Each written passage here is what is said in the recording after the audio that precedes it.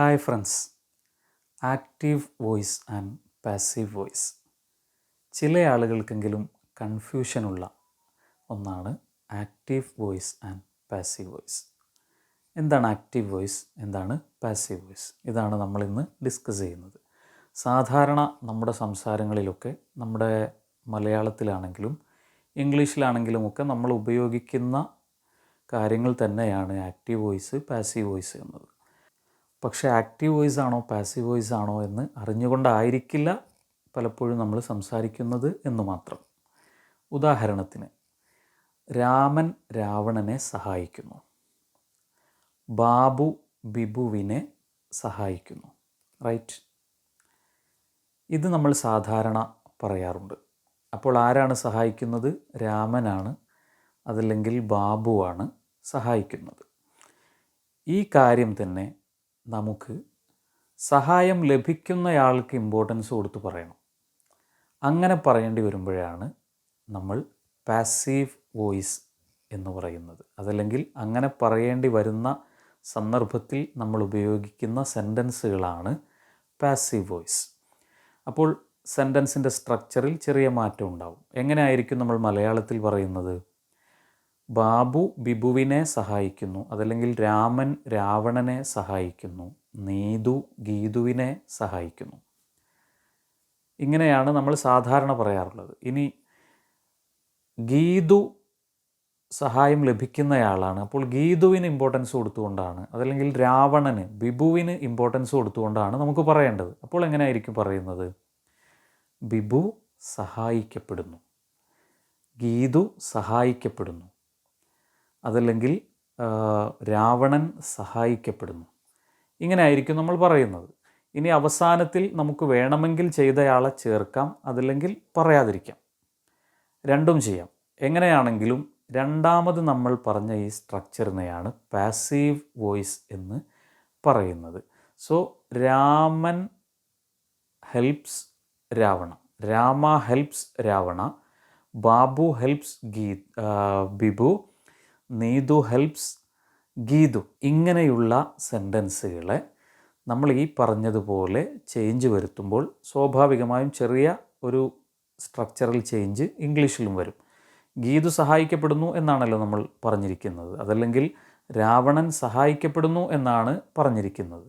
അതുപോലെ ഇംഗ്ലീഷിലും ചെറിയൊരു മാറ്റം വരും. ആ ചേഞ്ചിനെയാണ് നമ്മൾ പാസീവ് വോയിസ് എന്ന് പറയുന്നത്.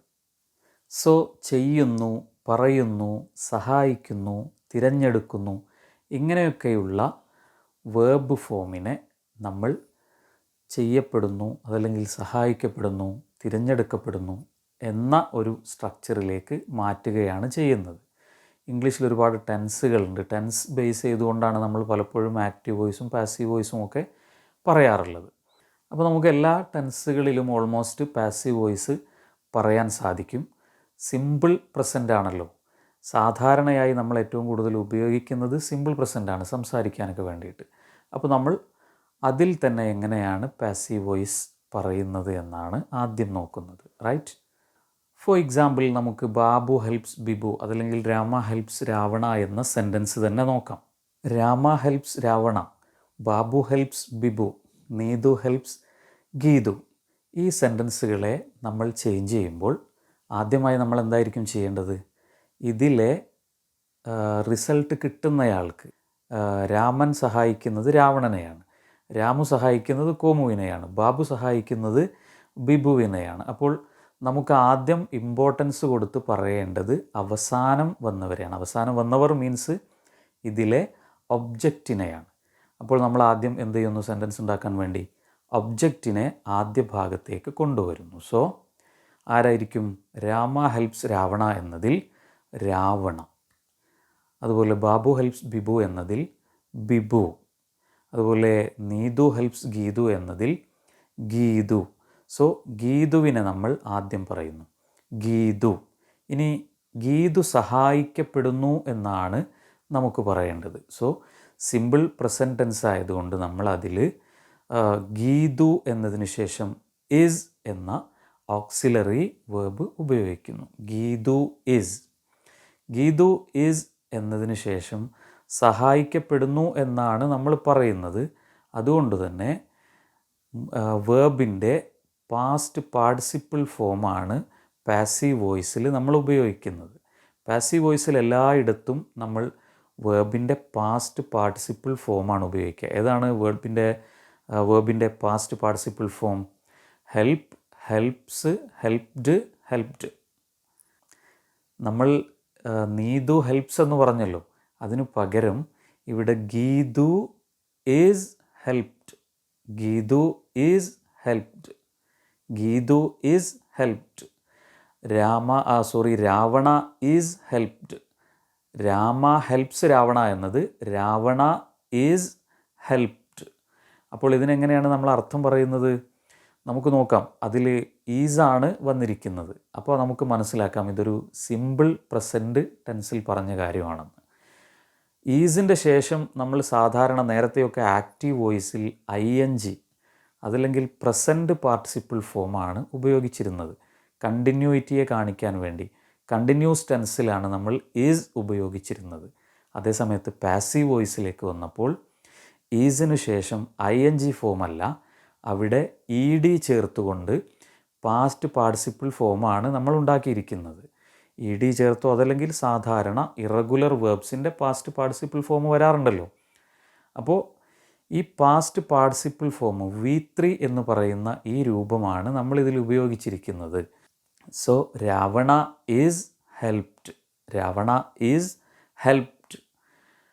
Geethu is helped. അതുപോലെ ബിബു ഈസ് ഹെൽപ്ഡ്, ബിബു സഹായിക്കപ്പെടുന്നു.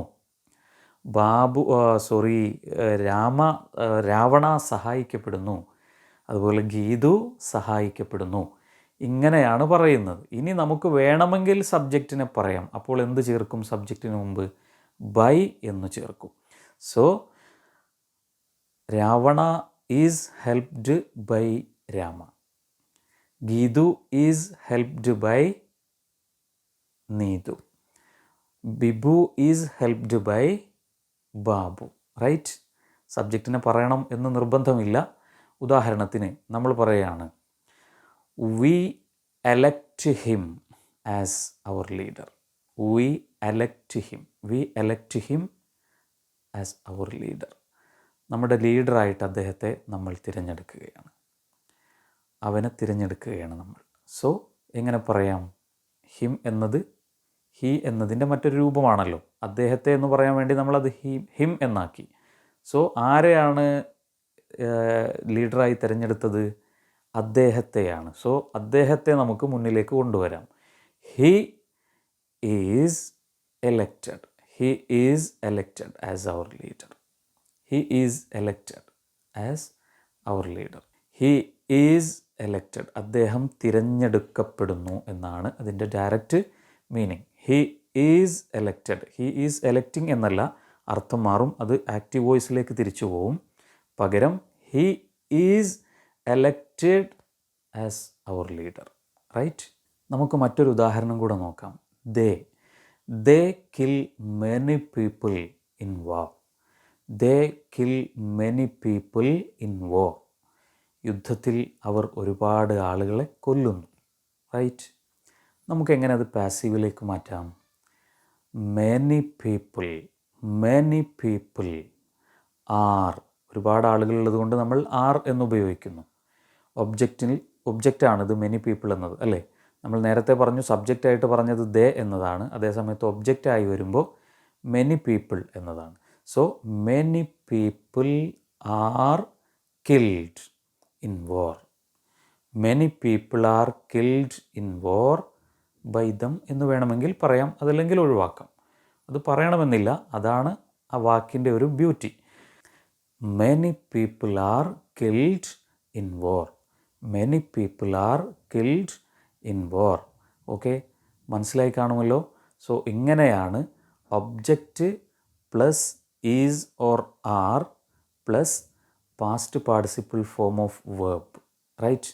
ഇങ്ങനെയാണ് നമ്മൾ സിമ്പിൾ പ്രസൻറ്റിൻ്റെ പാസീവ് വോയിസ് ഉണ്ടാക്കുന്നത്. തിരഞ്ഞെടുക്കപ്പെടുന്നു, സഹായിക്കപ്പെടുന്നു, ഇങ്ങനെയൊക്കെയുള്ള വാക്കുകളെ അതല്ലെങ്കിൽ ഇത്തരം വാക്കുകൾ ഉപയോഗിച്ചുകൊണ്ടുള്ള സെൻറ്റൻസ് സ്ട്രക്ചറുകളെ അവിടെ നമ്മളത് ഒബ്ജക്റ്റിന് പ്രാധാന്യം കൊടുത്തുകൊണ്ട് പറയുന്നു. രാമ കിൽസ് രാവണ എന്ന് നമ്മൾ നേരത്തെ പലപ്പോഴും പറയാറുണ്ടായിരുന്നു. അതുപോലെ പകരം രാവണ ഈസ് കിൽഡ്, രാവണൻ കൊല്ലപ്പെടുന്നു, അങ്ങനെ പറയുമ്പോഴാണ് നമ്മളിത് ഉപയോഗിക്കുന്നത്. എല്ലാവർക്കും മനസ്സിലായി കാണുമെന്ന് വിചാരിക്കുന്നു. If do you have any more doubt, you may comment in the comment box below. Thank you. Bye bye. Take care.